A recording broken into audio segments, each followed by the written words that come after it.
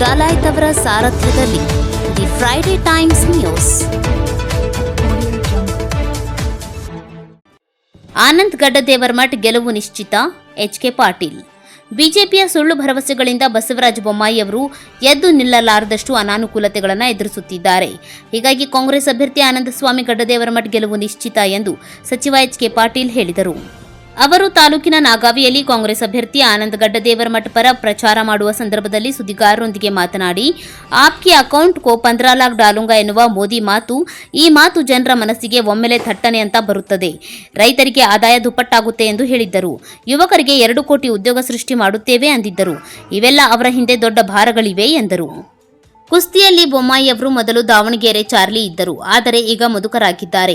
ಆಟದಲ್ಲಿ ಹೊಸ ಕುಸ್ತಿಪಟು ಬಿಟ್ಟಾಗ ಯಾರು ಗೆಲ್ಲುತ್ತಾರೆ ಎನ್ನುವುದು ಗೊತ್ತಾಗುತ್ತೆ. ದಾವಣಗೆರೆ ಚಾರ್ಲಿ ಜೊತೆಗೆ ಹೊಸ ಜಾಣ ಕುಸ್ತಿಪಟು ಇಂದು ಕಣದಲ್ಲಿ ಇದ್ದಾರೆ. ಹೀಗಾಗಿ ಆನಂದ್ ಗಡ್ಡದೇವರಮಠ್ ಗೆಲುವು ನಿಶ್ಚಿತವಾಗಿದೆ. ಮಾಜಿ ಮುಖ್ಯಮಂತ್ರಿಗಳ ಹಿಂದೆ ದೊಡ್ಡದೊಂದು ಲಗೇಜ್ ಇದೆ, ದೊಡ್ಡ ಭಾರ ಇದೆ. ಅವರು ಜನರಿಗೆ ಏನು ಹೇಳುತ್ತಾರೆ ಗೊತ್ತಿಲ್ಲ ಎಂದು ಸಚಿವ ಎಚ್.ಕೆ. ಪಾಟೀಲ್ ವ್ಯಂಗ್ಯವಾಡಿದರು. ಈ ಸಂದರ್ಭದಲ್ಲಿ ಗದಗ ಹಾವೇರಿ ಲೋಕಸಭಾ ಕಾಂಗ್ರೆಸ್ ಅಭ್ಯರ್ಥಿ ಆನಂದ್ ಗಡ್ಡದೇವರಮಠ್, ವಾಸಣ್ಣ ಕುರುಡಗಿ ಸೇರಿದಂತೆ ಮುಂತಾದವರು ಇದ್ದರು. ಆನಂದ್ ಗಡ್ಡದೇವರಮಠರು ಯುವಕರು, ಅವರಿಗೆ ಮಾನ್ಯ ಬೊಮ್ಮಾಯಿಯವರಷ್ಟು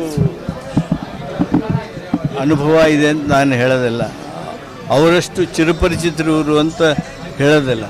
ಆದರೆ ಹಿಂಗಿದ್ರೆ ಇದು ಈ ಕುಸ್ತಿಯೊಳಗೆ ದಾವಣಗೆರೆ ಚಾರ್ಲಿ ಇದ್ರು, ಅವರು ಮುದುಕರಾಗ್ಯಾರ. ಈಗ ಹೊಸ ಕುಸ್ತಿ ಪಟುನ ಬಿಟ್ಟಾಗ ಯಾರು ಗೆಲ್ತಾರ ನಿಮಗೆ ಗೊತ್ತಾಗುತ್ತೆ. ಅದಕ್ಕೆ ದಾವಣಗೆರೆ ಚಾರ್ಲಿ ಕೂಡ ಹೊಸ ಕುಸ್ತಿಪಟು, ಯುವಕ ಜಾಣ ಕುಸ್ತಿಪಟು ಇವತ್ತು ಕಣದಲ್ಲಿದ್ದಾರೆ. ಆನಂದ್ ಗಡ್ಡದೇವರಮಠರ ಗೆಲುವು ನಿಶ್ಚಿತ ಅನ್ನೋದನ್ನು ಮತ್ತೊಮ್ಮೆ ಹೇಳ್ತೀನಿ. ಜೊತೆಗೆ ಮಾನ್ಯ ಬಸವರಾಜ ಬೊಮ್ಮಾಯಿ ಅವರು, ಮಾನ್ಯ ಮಾಜಿ ಮುಖ್ಯಮಂತ್ರಿಗಳು, ಅವ್ರ ಹಿಂದೆ ಒಂದು ದೊಡ್ಡ ಲಗೇಜ್ ಐತೆ, ಅವ್ರಿಗೆ ದೊಡ್ಡ ಭಾರ ಐತಿ.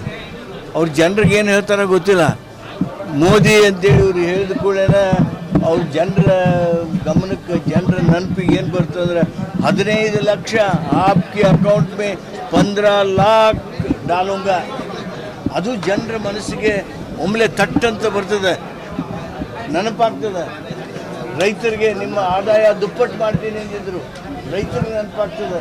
ಯುವಕರಿಗೆ 2 ಕೋಟಿ ಉದ್ಯೋಗ ಪ್ರತಿ ವರ್ಷ ಸೃಷ್ಟಿ ಮಾಡ್ತೀನಿ ಅಂದಿದ್ರು, ಅವು ನೆನಪಾಗ್ತಾವೆ. ಅವೆಲ್ಲ ದೊಡ್ಡ ಭಾರಗಳು, ಲಯಬಿಲಿಟೀಸ್. ಆದ್ದರಿಂದ ಬಸವರಾಜ ಬೊಮ್ಮಾಯಿ ಅವರಿಗೆ ಅವೇನು BJPಯ ಸುಳ್ಳು ಭರವಸೆಗಳಿದಾವಲ್ಲ, ಆ ಸುಳ್ಳು ಭರವಸೆಯಿಂದ ಅವರು ಎದ್ದು ನಿಲ್ಲೋದಕ್ಕೆ ಸಾಧ್ಯ ಇಲ್ಲದಷ್ಟು ಇವತ್ತು. The Friday Times news, Gadag.